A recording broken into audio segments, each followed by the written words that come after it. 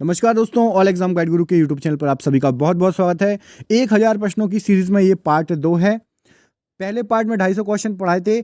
आप कोई भी बुक पढ़ते हैं, लूसेंट पढ़ते हो, स्पीडी पढ़ते हो, अरिहंत पढ़ते हो, सभी बुकों में ये क्वेश्चन दिए हुए हैं, ये बार बार रिपीट होते हैं। तो चलिए अब रिवीजन स्टार्ट करते हैं, देखते हैं आपने किस किस बुक को रट के रखा है।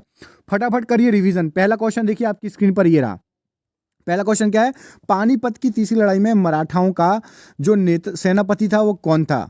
तो कौन था? सदाशिव राय भाऊ। अगला क्वेश्चन पढ़िए। दिल्ली सल्तनत का वह कौन सा प्रथम सुल्तान था जिसने शुद्ध अरबी सिक्के, टका और जीतल जारी किए? तो इल्तुतमिश ने टका और जीतल जारी किए। अगला क्वेश्चन है, हल्दी घाटी का युद्ध कब लड़ा गया? तो 1576 ईस्वी में लड़ा गया। अगला क्वेश्चन देखिए, साइमन कमीशन का वह कौन सा प्रथम सुल्तान था जो बाद में ब्रिटेन का प्रधानमंत्री बन गया था? तो क्लीमेंट एटली जो था साइमन कमीशन का प्रथम सुल्तान था और वह ब्रिटेन के प्रधानमंत्री बन चुके थे बाद में। किस राजवंश के दौरान महाबलीपुरम के मंदिर स्थापित हुए? तो बहुत बार रिपीटेड क्वेश्चन है। महाबलीपुरम कहाँ है? तो ये आपका तमिलनाडु में है, चेन्नई के पास में है।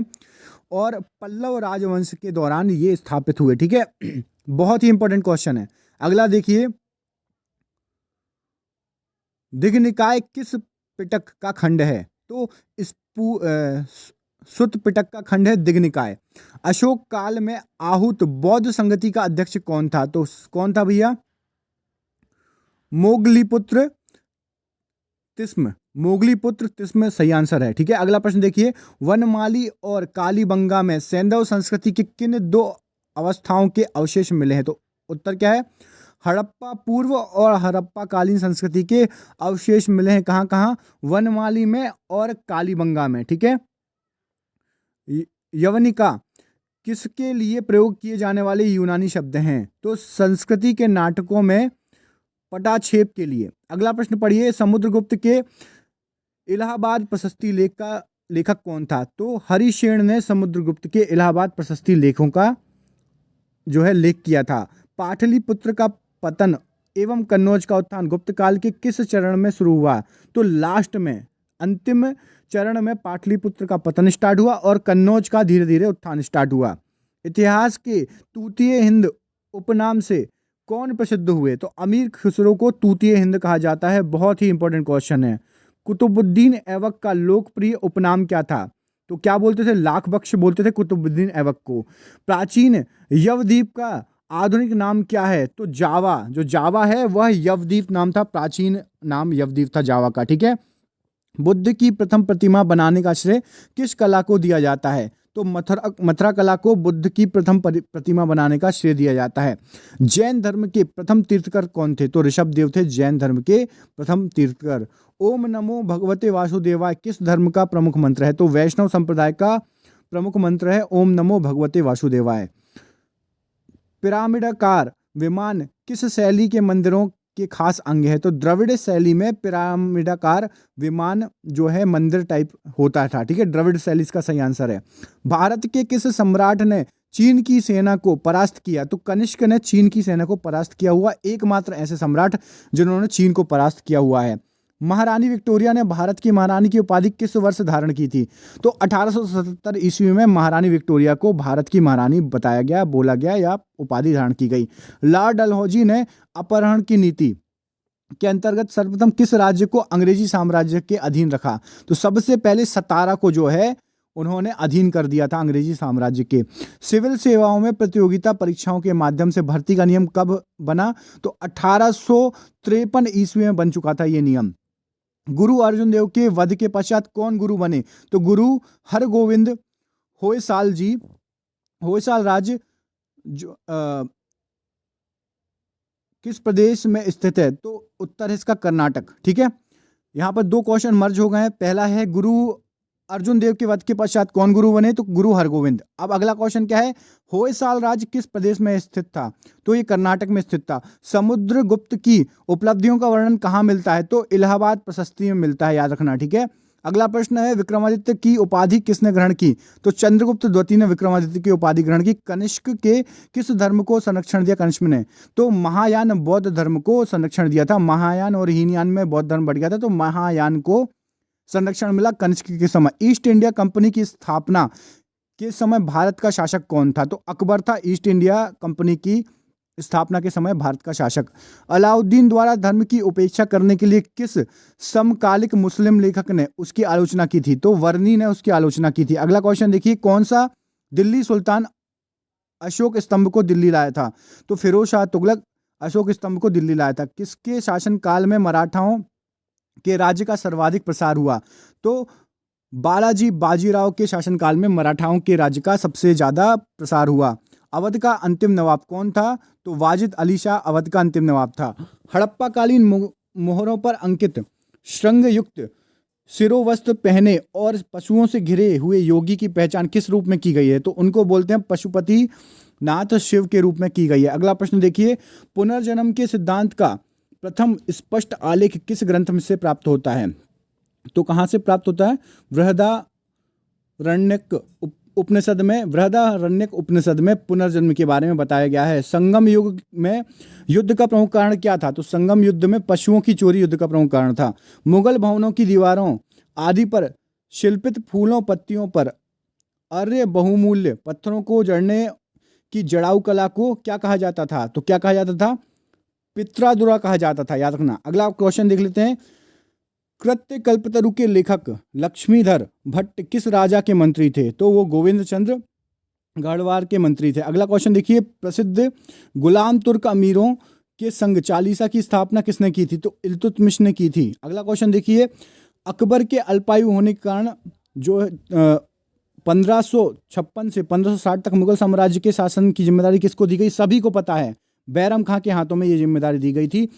राजस्थान के कालीबंगा में सिंधु घाटी सभ्यता के अवशेष प्राप्त हुए। यह स्थान किस जिले में स्थित है? तो ये कहाँ पर है? गंगानगर जिले में स्थित है। अगला क्वेश्चन क्या है, मध्यकालीन भारत के किस शासक ने मजहर की घोषणा की थी? तो अकबर ने की थी मजहर की घोषणा, ठीक है, याद रखिएगा। दिल्ली के लाल किले का निर्माण किस मुगल शासक ने करवाया? इस किले में मोती मस्जिद का निर्माण किसने कराया? तो लाल किले का निर्माण शाहजहां ने, और मोती मस्जिद जो इसके अंदर है इसका निर्माण औरंगजेब ने करवाया था। अगला क्वेश्चन देखिए, दिल्ली सल्तनत के किस शासक ने राजधानी दिल्ली से बदलकर दौलताबाद करने का फैसला किया था? तो मोहम्मद बिन तुगलक ने यह फैसला किया था। दीवाने को ही किसकी स्थापना मोहम्मद बिन तुगलक ने की थी? किस विषय से संबंधित था? तो दीवाने को ही कृषि से संबंधित था, और इसकी स्थापना मोहम्मद बिन तुगलक ने की थी। ब्रिटिश ईस्ट इंडिया कंपनी को सूरत में कारखाने की अनुमति देने वाला मुगल शासक कौन था? तो सबसे पहले जहांगीर ने बोला था कि भैया आ जाओ सूरत में, हमारे यहाँ कारखाना लगा लो। 1878 में वर्नाक्यूलर प्रेस एक्ट का अभिप्राय क्या था? तो भारतीय भाषाओं में समाचार पत्रों का प्रकाशन रोकना था इस एक्ट का अभिप्राय।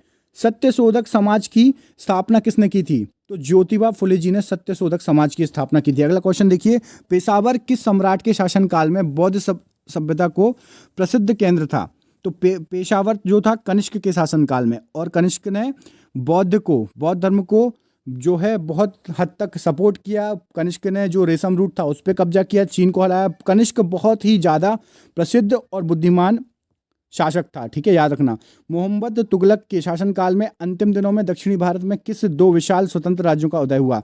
तो विजयनगर और बहमनी साम्राज्य का उदय हुआ, याद रखना, ठीक है।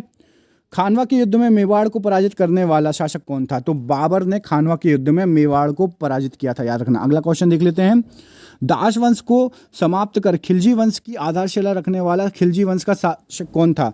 तो जलालुद्दीन खिलजी ने जो है दास वंश को समाप्त किया और खिलजी वंश की स्थापना की, आधारशिला रखी, ठीक है। कुव्वत उल इस्लाम मस्जिद का निर्माण किसने कराया था?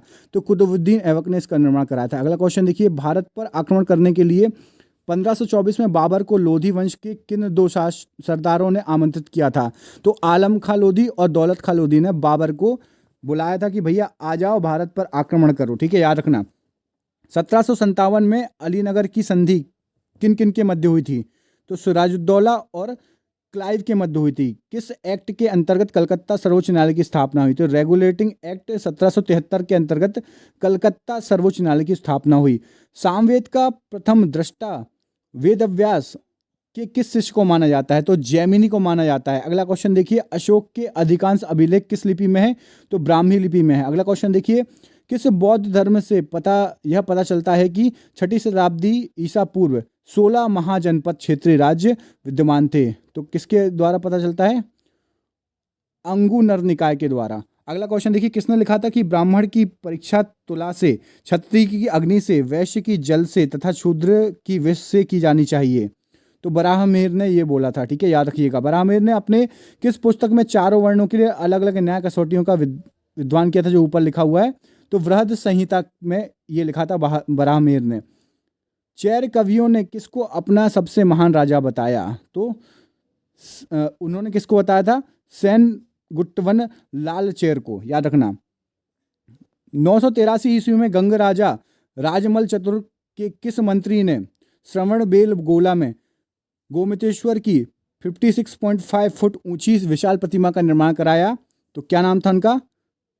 चामुंड राय, याद रखना, चामुंड राय इसका सही आंसर है। खैर उल मजलिस का लेखक कौन था? तो खैर उल मजलिस का लेखक हामिद कलंदर था। अगला क्वेश्चन, वर्नाकुलर प्रेस एक्ट कब और किस वायसराय के समय आया? तो 1878 अभी ऊपर पड़ा था, और लॉर्ड लिटन के समय में आया था। अगला क्वेश्चन देखिए, अकबर के दरबार में सबसे प्रसिद्ध हिंदी कवि कौन थे? तो अकबर के दरबार में सबसे प्रसिद्ध हिंदी कवि कौन थे?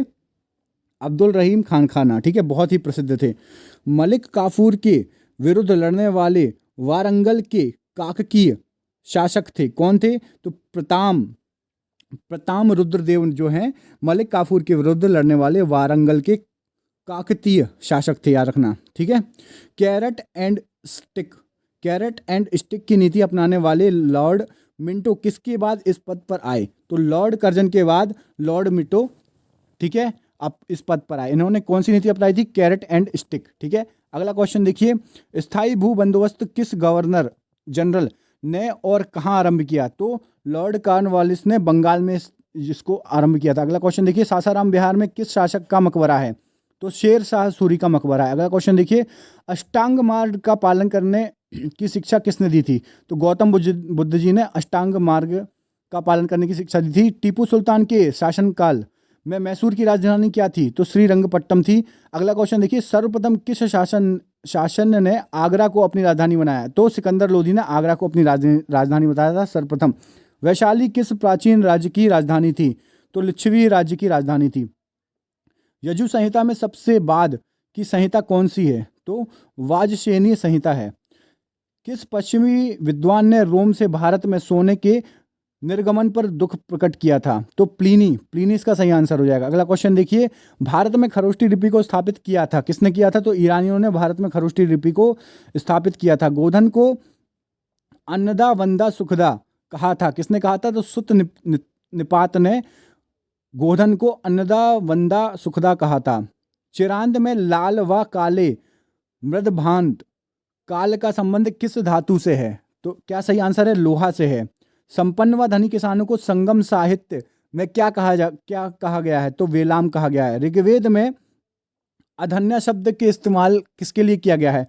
तो दूध देने वाली गाय के लिए अधन्या बोला गया है। खिलजी शासन के दौरान निर्मित वस्तुओं तथा बाहर के प्रदेशों अधीनस्थ राज्यों और विदेशों से आने वाले माल के बाजार को क्या कहा जाता था? तो सराय अदल कहा जाता था। खिलजी शासन के दौरान जो भी वस्तुएं बाहर के प्रदेशों से आती थी और जाती थी, और उसमें जो बाजार लगता था उसके लिए। ठीक है, किस अभिलेख में अशोक को पहचाना गया? तो मास्की या गुर्जरा अभिलेख में अशोक को पहचाना गया। देवपतन तथा कश्मीर के श्रीनगर की स्थापना का श्रेय किसे जाता है? तो अशोक को जाता है, कश्मीर और देवपतन के श्रीनगर की स्थापना करने के लिए। ठीक है, सिंधु कालीन सभ्यता में घोड़े का अवशेष कहाँ पे मिले हैं? तो सुर कोटड़ा में जो है सिंधु कालीन सभ्यता में घोड़े के अवशेष मिले हैं। किस मुगल शासक को रंगीला के नाम से जाना जाता था? तो मोहम्मद शाह को रंगीला के नाम से जाना जाता था। चंदेल वंश का संस्थापक कौन था? तो नन्नुक था चंदेल वंश का संस्थापक। मुद्रा राक्षस किसकी रचना है? करोड़ों बार पूछा गया क्वेश्चन, तो विशाखादत्त की रचना है ये। किस शक शासन ने सुदर्शन झील का पुनर्निर्माण करवाया? तो रुद्रदमन प्रथम ने करवाया था। अगला क्वेश्चन देखिए, प्रसिद्ध पेशवा वंश में प्रथम पेशवा कौन था? तो बालाजी विश्वनाथ जी प्रथम पेशवा थे। ठीक है, बदरायण का ब्रह्मा सूत्र किस दर्शन से संबंधित है? तो वेदांत से संबंधित है। बंगाल के किस नवाब ने अपनी राजधानी ढाका से मुर्शिदाबाद स्थानांतरित की? ये कई बार आ चुका है, तो नवाब मुर्शिद कुली खान है। प्रसिद्ध कोणार्क मंदिर किस देवता के लिए है? तो सूर्य देवता के लिए प्रसिद्ध कोणार्क मंदिर। हड़प्पाकालीन सभ्यता मानव इतिहास के किस युग से संबंधित है? तो कांस्य और ताम्र युग से संबंधित है। याद रखना, बहुत ही इंपॉर्टेंट क्वेश्चन। अगला क्वेश्चन देखिए, प्रथम बौद्ध संगति का आयोजन बुद्ध की मृत्यु के तत्काल बाद किया गया था। इस संगति की अध्यक्षता किसने की थी? तो महाकश्यप ने की थी। देखिए दोस्तों, ये 250 से ऊपर क्वेश्चन करा दिए हैं। मैंने आपको बोला था 1000, हमारे पास 1000 से भी ज़्यादा क्वेश्चन है। यदि आपको वीडियो अच्छा लगा और इसका अगला पार्ट चाहते हैं तो दबा के शेयर करो। जितने भी आपके व्हाट्सएप ग्रुप हैं और टेलीग्राम ग्रुप हैं, यदि एक बंदे ने भी शेयर कर दिया तो हमारी मेहनत सफल जाएगी। तो हम चाहते हैं आप लोग जितने लोग देख लो, सबसे पहले तो लाइक कर दो और बिना देर किए हुए सबसे पहले इस वीडियो को शेयर कर दो ग्रुपों में। उसके बाद आके आप कमेंट जरूर करना कि वीडियो कैसा लगा, आगे के पार्ट चाहिए या नहीं। बस आपसे एक ही हेल्प चाहिए, आप शेयर कीजिए दबा के, क्वेश्चन अच्छे लगे या नहीं बताइए। ऐसे ही क्वेश्चन लाता रहूंगा, तो बने रहिए हमारे साथ। ऑल एग्जाम गाइड गुरु यूट्यूब चैनल है, चैनल को सब्सक्राइब कर लेना। मिलता हूं मैं अगले वीडियो के साथ, तब तक के लिए बहुत बहुत धन्यवाद दोस्तों। आपका दिन शुभ हो, अपना ख्याल रखो और ऐसे ही आगे बढ़ते रहो, मेहनत करते रहो। धन्यवाद दोस्तों।